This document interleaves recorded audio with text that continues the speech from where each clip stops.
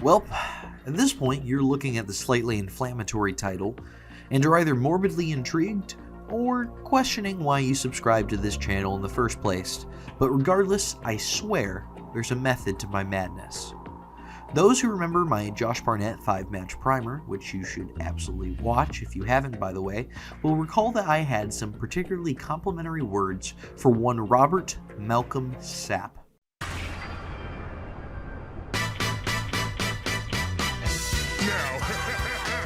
Now you're turning into the beast. Especially positive considering his reputation, both among mixed martial arts and professional wrestling circles. Any list ranking the IWGP heavyweight champions will rank him amongst the worst, and his name is often used as a punchline to poke fun at Nokiism. While there are very valid criticisms of his pro wrestling work, it's my goal today to show the charm that he holds for me personally. The OG Beast has a magnetic aura that puts asses in seats, and hopefully after this video you'll have the same experience. To quote Seinfeld, "He is a loathsome, offensive brute, yet I can't look away." Today we're going to examine what makes him great, and then take a look at some of his best work. Before we get into that, however, I'd like to give a shout out to today's sponsor, the Yakuza. Without their generous bankrolling in the early 2000s, none of Sapp's work would have happened. So let's say thanks to those kind, very legitimate Japanese businessmen. Alright, now that the sniper's been called off, let's roll that motherfucking SamTheVAMod title sequence.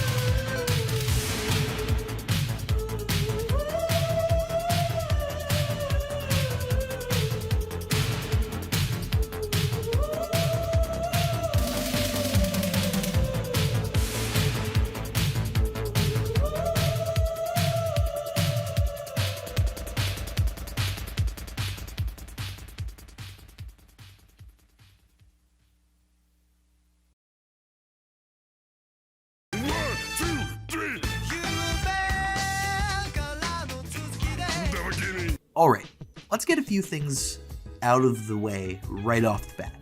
As soon as Sapp walks out of the tunnel, often clad in a gaudy fur coat and completely swag-jacking Ric Flair's theme music, his physique and stature are striking. He is not merely a body guy. He is a walking science experiment made of meat, testosterone, and enough pharmaceutical products to make Hulk Hogan blush. In his prime, he wasn't a Greek statue come to life. No, he was more than that. A form only realized in the wildest dreams of bodybuilders everywhere. To paraphrase friend of the channel Napoleon Bonaparte, he's reminiscent of the scene in Akira where Tetsuo's arm explodes into a twisted tree of muscle and flesh. In his heyday in Japan, Sapp had an aura not unlike Goldberg, a dangerous force of nature that could easily destroy almost everybody on the roster. This was somewhat backed up by his mixed martial arts career, which, while mixed to say the least, demonstrated the fact that Sapp in his prime was not a man to be taken lightly. After all, despite his disgusting lack of form or technique beyond just swanging and or banging, he did almost knock out Big Nog, the Pride Heavyweight Champion, with a shoot pile driver from hell. His career would later decline due to a combination of lack of effort and lack of any semblance of technique, along with a refusal to train technique to get better. But what he accomplished in shoot combat sports, from kickboxing to MMA to almost boxing Mike Tyson, seriously, look it up, gave him a certain grit in Japan especially, as this was a time in which fans in that country were absolutely rabid for combat sports, especially Pride, where Sapp did a majority of his fighting in his prime. He was a heel that seemed to genuinely scare the fans, which is a commodity more and more valuable as the mythical casual fan is long, long gone. At the time of writing this, Mr. Sapp is 50, only a year younger than my father, but I have no doubt he could still pop my head like how Gregor Clegane killed Oberyn Martell. At the risk of being redundant, Prime Sapp felt truly dangerous in a way few others do, perhaps in part due to how admittedly green he was. He was unpolished and therefore kind of janky, but due to his sheer physical charisma and gifts, it set him apart in a very, very good way.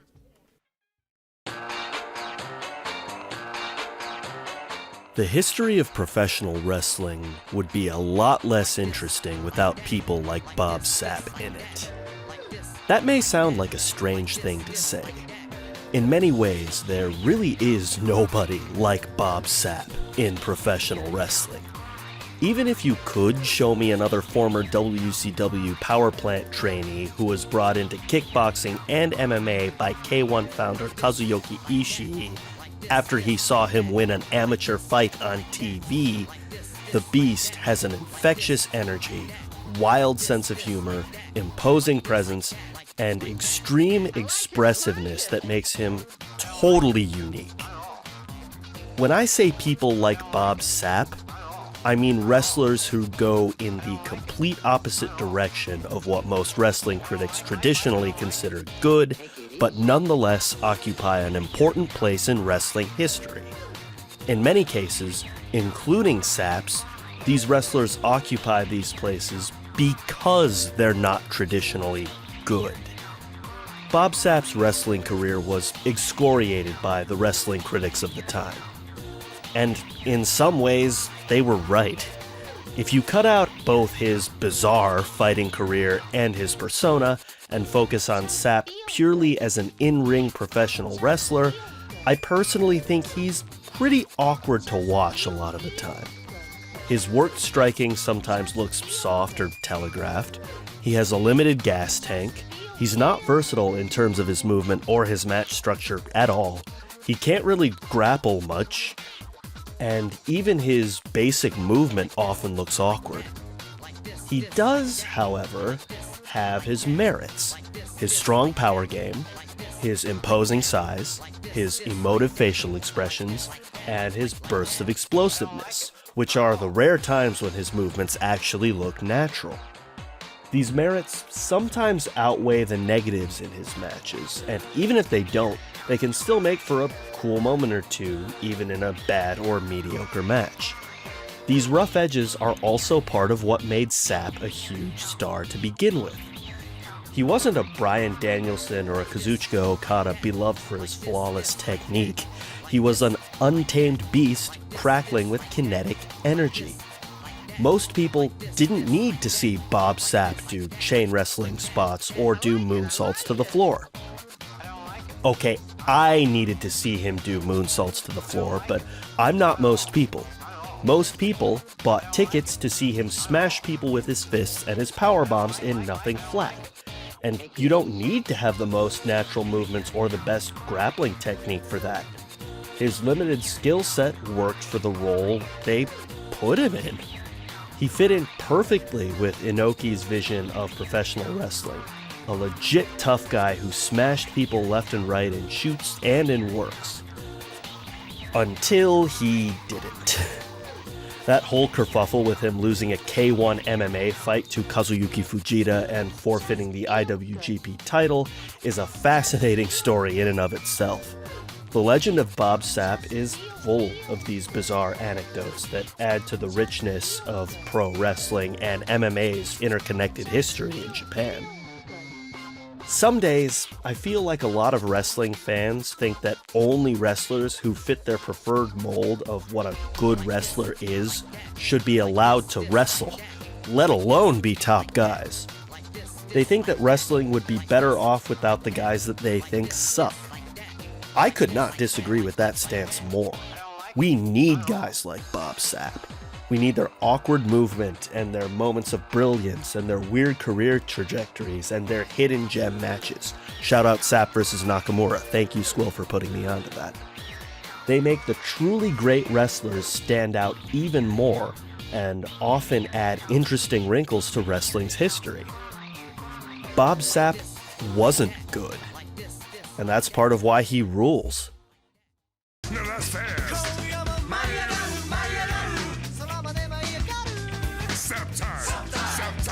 Alright, I'm gonna level with you. Bob Sapp is not secretly a deeply thoughtful worker. He doesn't produce deeply layered storytelling or do character work that makes your eyes ball. But what he does do is hit people really, really fucking hard and make silly faces while doing so. And sometimes that's all you really need. Wrestling is an incredibly diverse art form in terms of types of performers, and not every match needs to be a 60-minute work rate epic in the Tokyo Dome. Sometimes it can be the simple pleasure of watching a normal-sized guy get thrown around by a man mountain. Sapp's best matches all begin from a simple axiom. Bob is a big, mean motherfucker, and to get around that, our hero will have to work around him instead of trading bombs. I like a few of his completely gonzo hoss fight matches, like the bout with Giant Bernard in Wrestle 1. Giant Bernard, by the way, is criminally underrated. I would highly recommend looking into some of his New Japan work. Or versus Kensuke Sasaki in New Japan.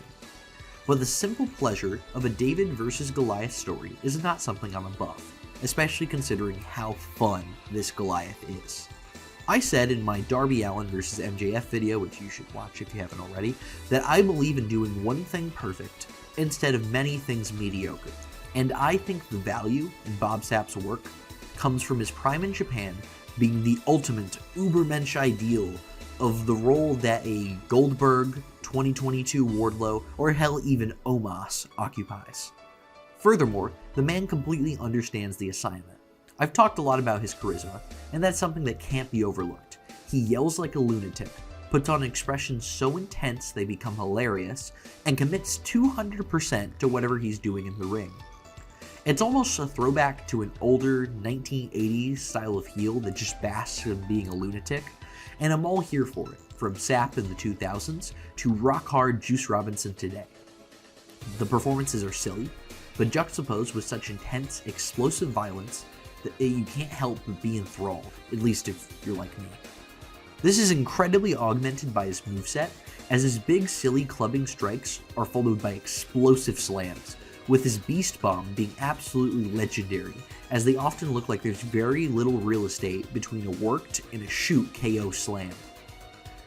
Anytime he gets running looks amazing as well. Quite simply put, someone his size should not be able to pick up as much speed as he was able to.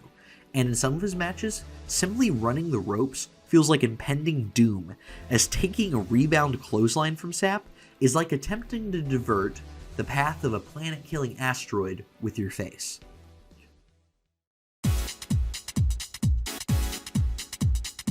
The charismatic king of Enochiism, Bob Sapp, stands as one of the truly unsung heroes of Japanese professional wrestling. Not only for his historic accomplishment of being the first and only black IWGP Heavyweight Champion, but for also his true and really unrivaled crossover appeal. And he really brought, as weird as it is to say, an air of legitimacy to New Japan in an era they were sorely seeking that kind of crossover in the mixed martial arts and kickboxing. But he also brought more than that, being a massive movie, music and television star that he was. He's really unsung because I think a lot of fans, they think he's just a silly, a mean wrestler, really. And it's not true. Like, if you watch some of Bob's matches, like, at a fundamental level, sure, he's not like, a Shinsuke Nakamura or a Hiroshi Tanahashi, those kinds of guys. But his athleticism and his air of, like, pure beast power, like, he really comes off as a dangerous wrestler when you watch him. And I think if people only watch one thing involving Bob Sapp, they should go out of their way to watch Bob Sapp versus Kazuyuki Fujita. There's a real shoot fight in an event called K1 Roman X. The guard Inoki's at ringside, and it's like truly a passing of the torch from Bob to Fujita. Really just, it's Inokiism, for sure. I am beast winner is how I stand. Everybody knows that I'm a big man. Bob Sapp's undisputed best match in my eyes is his match versus the young king of strong style, Shinsuke Nakamura, at New Japan Nexus. His first and only defense of the IWGP Heavyweight title came in the midst of one of the worst critically reviewed periods in the history of the company. While I would pull the Viper defense of Inokiism and say y'all cowards don't even smoke crack, I can acknowledge that there are certain pitfalls in the scattershot booking methodology built on a fighter's shoot reputations. However, my counterpoint would be that the in-ring product was actually pretty great. Badasses like Kazuyuki Fujita, who would later get acclaim in Pro Wrestling Noah later in his career, were elevated to the main event scene and produced some really great performances in my humble opinion. Funnily enough, it was Ol Ironhead himself who indirectly ended Bob Sapp's title reign, as he vacated the title after losing a shoot fight to Fujita in K1, submitting to soccer kicks in an absolutely gnarly bout. As this is before then, however, going into this title fence, Sapp seems unstoppable, as the only man to beat him in shoot combat prior was Big Nog, the fucking Pride Heavyweight Champion. He absolutely looks the part in his entrance as well, carrying the title proudly over his shoulder, clad only in fight shorts and foot wraps, befitting a mixed martial artist. The crowd goes fucking crazy, and the moment in which he holds the title up before breaking into an infectious stupid grin is just absolutely peak pro wrestling. One of the only things I agree with old school cornet adjacent wrestling minds on is that a world title should feel like a big deal, not a classic high school drama prop in the cases of Roman Reigns' Uru title, or a title that doesn't even main event pay-per-views in the case of the middle part of MJF's AEW world title reign. Sorry Max, I love you. Sapp may have had the title shotgunned onto him, and he might have not held it for long, but the aura he exudes carried to the ring is one few in modern wrestling can match. That of a champion who's the master of his domain, the domain of course being CTE. As a side note, while the ring announcer announces their names, there's a still image of an American flag superimposed over Sapp's face, and I think it should replace the eagle seal on all official government documents. Now for the challenger, a man I'm sure you're familiar with, one Shinsuke Nakamura. Nakamura was something of a mixed martial artist in this time period, having a mediocre but nonetheless impressive MMA career for a professional wrestler, and was pushed as a god-killing super rookie since Inoki loved him some shooters. A far cry from the rock star king of strong style we're used to, he was a grounded grappler whose finisher was the Shining Triangle, much less bombastic than his later Bombay or Kinshasa finisher. Because of this, Nakamura's game plan is going to be to try and smother and contain the Goliath that is Sapp, which he attempts to do immediately right off the bat. Shinsuke shoots for the low single, my personal favorite takedown, circles to the back, and does a rear ankle pick thingy that words can't fully do justice. Taking it back, he applies the rear naked choke, but immediately gets slammed to the turnbuckle, which releases the hold. Sapp ragdolls him around like a bear mauling some hapless woodland creature, and Nakamura adjusts his strategy. Realizing that the error of his immediate submission attempt was neglecting to wear down the beast first, he saves himself from certain doom with a textbook ankle pick, followed by a leg lock attempt. Alas, trying to break one of Bob's tree trunk limbs is like trying to heel hook a refrigerator, and Sapp literally just gets up Derek Lewis style, assuming full mount and throwing some half-assed ground and pound that Jailton Almeida would be proud of. Shinsuke tries a knee bar, forces a stalemate, standing back up and narrowly surviving being flattened. The next couple sequences play out pretty much exactly like that, with Shinsuke trying an armbar and then a Shining Triangle attempt that gets him beast bombed. What Nakamura fails to understand, and is the common thread throughout the duration of this match, is that you cannot apply logic to fighting a monster like this, unless you're Kazushi Sakuraba and expect to come out unscathed. As anyone who's seen the famous Rampage Jackson powerbomb finish will concur, trying to use slick BJJ submissions, or catch as catch can, on a man that strong will simply not be effective, as all your purest efforts are rewarded in dropping 6+ feet onto the canvas. Sapp is noticeably worn, clutching his arm from the pain brought on by the cross armbar, but hits Shinsuke with a beautiful drop kick that prompts Nakamura to roll out of the ring to avoid further punishment. Both men take a breather before Shinsuke is goaded back into the ring, being punished with a lariat to the outside, but also locks in the Shining Triangle on the outside, unfortunately not in a place where it would actually count as a submission victory. Once back in, Nakamura tries the same strategy again, countering a chokeslam attempt with a triangle, taking it to the ground, and stretching Sapp to the point where it seems like it might just be enough to break him. The smaller man almost falls into the trap of becoming overzealous with his submission attempts once again, but releases, before locking in the iconic octopus hold, the signature hold of Muhammad Hussein Inoki himself. The two struggle back and forth for what seems like an eternity, but Sapp's brute strength wins out, and he escapes.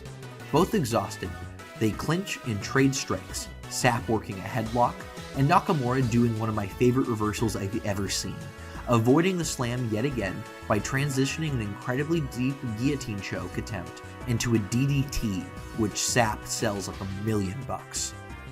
The final stretch is very much back to MMA offense, as Bob Sapp attempts an arm triangle choke out of all things, which is cripplingly realistic, if not a little strange. And then Nakamura goes back to the armbar. Stumbling back to their feet, the coup de grace is landed with a thundering beast bomb that earns the 3 count. While David vs. Goliath is a well-tread path, I think this does it excellently, as there's a slightly more layered story being told. Sapp is less of a character, and more so a living obstacle, and Nakamura has to react to him. Shinsuke initially thinks his technical acumen alone will be enough to submit Sapp, but allowing a much larger man to get on top of you and picking you up is not a good idea, so he adjusts, bailing on submission attempts later in the match in order to try something else. It's just a really intelligent story to me because I see it play out in a shoot combat like MMA on a weekly basis, where a fighter overcommits to a single submission attempt and then ends up just limply giving themselves up by their stubbornness. The most famous example perhaps being Dustin Poirier pulling a guillotine on Khabib Nurmagomedov and then being submitted himself shortly after. I will note at the time of recording this, it is the day after UFC 299, and Dustin Poirier almost fucked himself doing this exact same thing against Benoit Saint-Denis, but he won this time, so congratulations, Dustin. This whole exchange shows a lot of psychology from Nakamura, and I think that's neat. However, this is a Sapp video after all, and there's a lot of praise owed to him as well. He gives a crazy amount of effort into every spot, and sells a ton for Nakamura, reminding me of the way that Brock Lesnar sells against tiny guys he really respects, like Bryan Danielson or Finn Balor. His raw charisma obviously helps, and adds a lot of life and vigor to the exchanges that otherwise might seem just kind of mechanical. He could have very easily fallen into the trap of big-leaguing Nakamura and choosing to barely sell his offense like a lot of hot-headed monster heels might have done, and instead chooses to put over Nakamura even as he goes over him, with both men coming out looking amazing. One of my favorite New Japan matches of the decade, and 4 1/4 starters from me. Eat shit, Uncle Dave.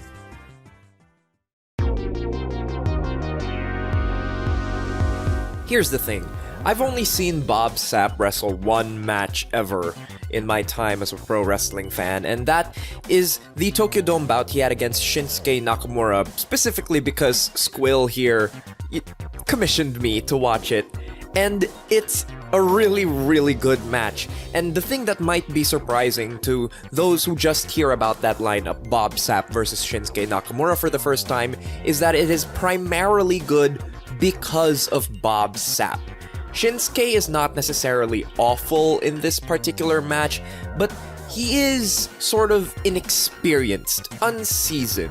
He's not the charismatic, explosive wrestler that would define himself as one of the leaders of 2010's Bushi Road. Rather, it's a more calculated, muted performance built around trying to knock a bigger man off his feet. And it's Sapp's dedication to that particular role as the Goliath to Shinsuke's David that makes it so great. Also, he hit some really fucking sick lariats in it, and his power bomb rocks! I don't know about Bob Sapp's career much, and this video probably is doing a better job of covering it than me, but for that particular match, it tells me that I probably should go out of my way to see more.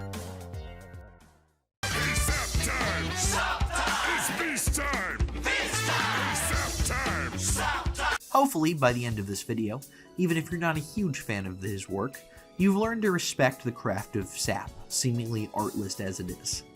Like I said in my Timothy Thatcher project, the goal of this was not to make you a superfan, but to critically or intellectually understand why there's a small but fervent group of defenders of Mr. Sapp's pro wrestling career. Far from the promotion-killing, talent black hole that he's thought of in some circles, I think he was the right man at the wrong time, business-wise, and someone made for the sport even if he didn't fulfill his potential. I have the unquestionably hot take that if he had stayed with wrestling instead of the thankless jobbing he did in mixed martial arts, he could have been the pro-res equivalent of Goldberg in WCW.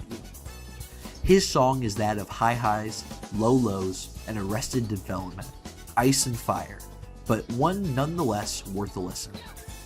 That song might not be for you, but to others, it belongs in their playlists nonetheless.